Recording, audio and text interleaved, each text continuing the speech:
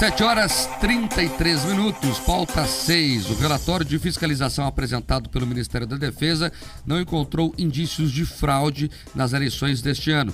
O documento foi enviado ao Tribunal Superior Eleitoral no fim da tarde de ontem. O relatório da pasta ministerial não apontou fraude ou constatou qualquer irregularidade no pleito feito nos últimos meses. Nos pleitos, feitos nos últimos meses. Porém, o documento indica que o sistema eleitoral não está isento de sofrer um ataque do Ministério do que o Ministério chamou de um eventual código malicioso. Esse ponto, destacado pelo ministro Paulo Sérgio Nogueira, conforme o relatório, se trata de uma vulnerabilidade que pode apresentar riscos à segurança do processo. Apesar de levantar suspeitas, o documento não deixa claro como o sistema poderia ter o funcionamento alterado ou se isso ocorreu de alguma forma. O Ministério da Defesa ainda sugere que seja feita uma investigação técnica para melhorar a compilação do código-fonte dos equipamentos e de seus possíveis efeitos, a promoção de uma análise minuciosa dos códigos binários que efetivamente foram executados nas urnas eletrônicas, além da formação de uma comissão específica integrada por técnicos renomados da sociedade e por técnicos representantes das entidades fiscalizadoras. Por meio de nota oficial, o Tribunal Superior Eleitoral informou que recebeu com satisfação o relatório final do Ministério da Defesa. A Corte ressaltou que o documento da pasta ministerial, assim como todas as demais entidades fiscalizadoras, não apontou a existência de nenhuma fraude ou inconsistência nas urnas eletrônicas e no processo eleitoral deste ano. O tribunal ainda ressaltou que as sugestões encaminhadas para o aperfeiçoamento do sistema serão oportunamente analisadas. A Justiça Eleitoral também reforçou que as urnas eletrônicas são motivo de orgulho nacional e que as eleições de 2022 comprovam a eficácia, a lisura e a total transparência da apuração e da totalização dos votos. O documento do Ministério da Defesa foi elaborado por uma equipe de técnicos militares da corporação. O relatório da auditoria é fruto de um pedido feito pelo presidente Jair Bolsonaro do PL para que o processo eleitoral fosse acompanhado. Outras entidades, como o Tribunal de Contas da União, a Ordem dos Advogados do Brasil, divulgaram relatórios que ressaltaram que não encontraram divergências entre os boletins de urnas e os resultados apresentados pelo TSE. Então, a gente já falava fora do ar isso aqui, na live com os ouvintes. Quem chegou na FM agora também acompanha esse debate. Conforme adiantado aqui na Jovem Pan, esse relatório não trouxe nenhuma novidade importante do processo. O Ministério da Defesa até aponta ali algumas inconsistências, mas não apontou ou comprovou qualquer fraude. Mas o que me chamou a atenção ali é que o relatório chama o que eles falam, entre aspas, risco relevante, e sugeriu ali uma investigação técnica.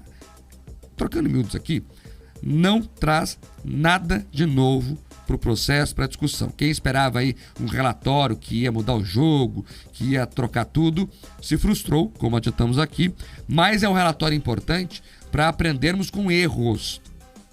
O Exército lá, as Forças Armadas, diz no relatório que há risco relevante de problemas, apesar de não ter comprovado nenhuma fraude até agora. Nós temos que aprimorar o sistema eleitoral para que ele fique mais confiável. E aqui é importante dizer que, apesar de não haver risco técnico, pelo menos não comprovado até agora, a questão das eleições não é só técnica, ela é social. Ela é social. Enquanto tiver um eleitor no Brasil que desconfie do resultado, o TSE falhou. E o TSE tem que trabalhar para esclarecer os eleitores. Você duvida o quê? Vem cá, vou explicar. Foi assim, foi assado. Está aqui o dado, está aqui o outro dado. Não censurar, não proibir de perguntar. Hoje, uma parte importante do eleitorado não confia totalmente no processo.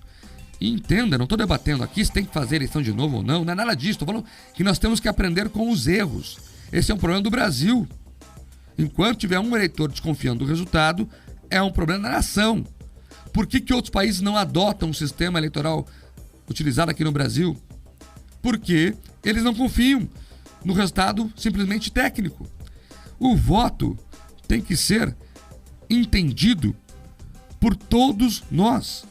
Sendo o especialista mais graduado em informática, sendo eu, que não entendo nada de informática, mas eu tenho que confiar no processo. Não pode ser do jeito que é hoje. Olha, o resultado está aqui e fique quieto aí. Não pode. Não pode.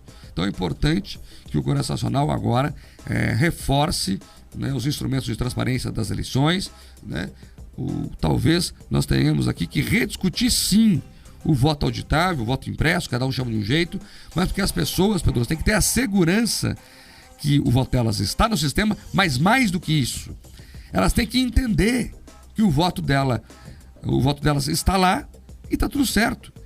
Não dá mais para chegar só com aquele arquivo de informática e falar, aceita aí. A população não vai aceitar mais isso por muito tempo, não.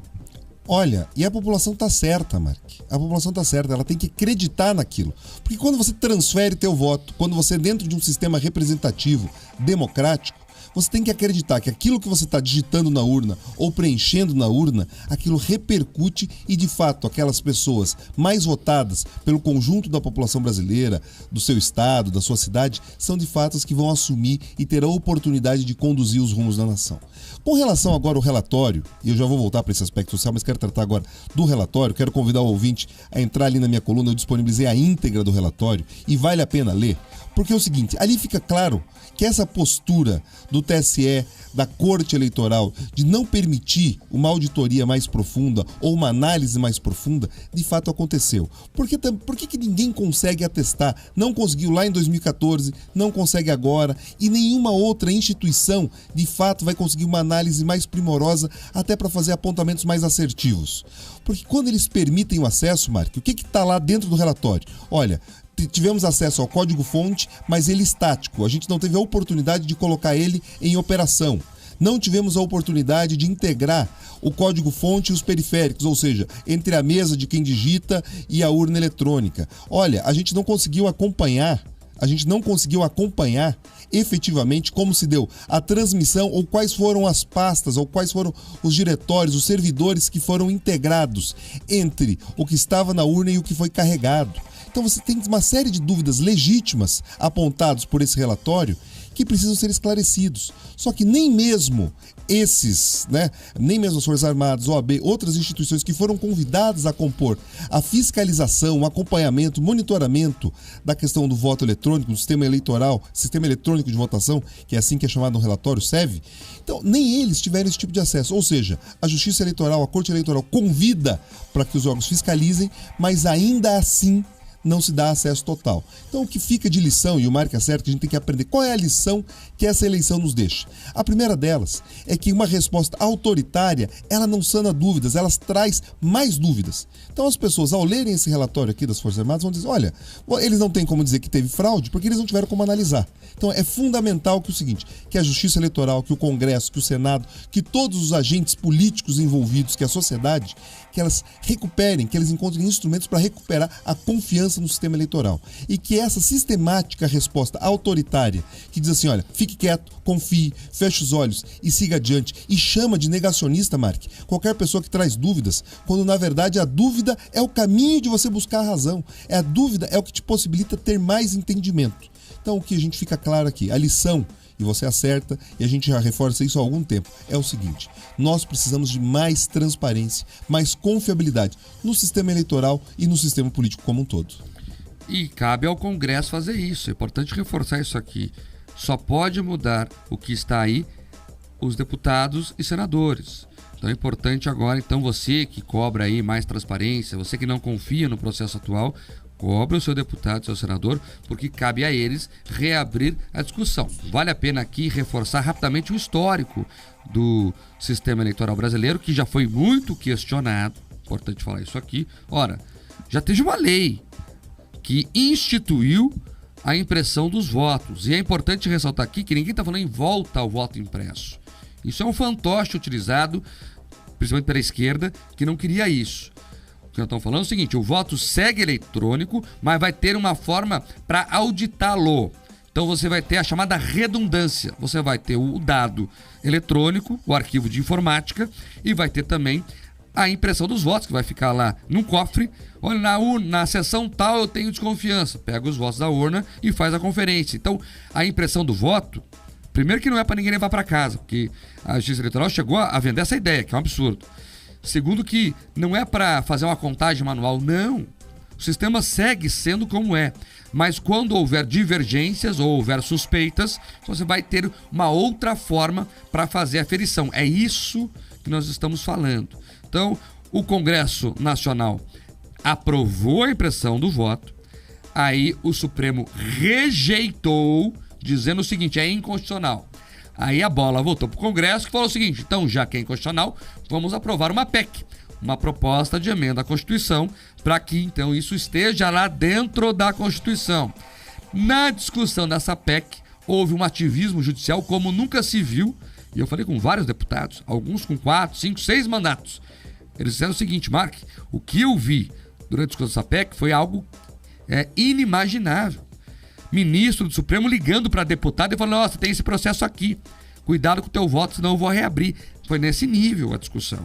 E aí o Congresso não aprovou a PEC. Mas nada impede dessa discussão ser refeita ali na frente. Então é importante aprimorar o sistema, dar mais transparência a ele, para que ninguém fique com dúvida nenhuma. É isso que é preciso para que essa questão avance.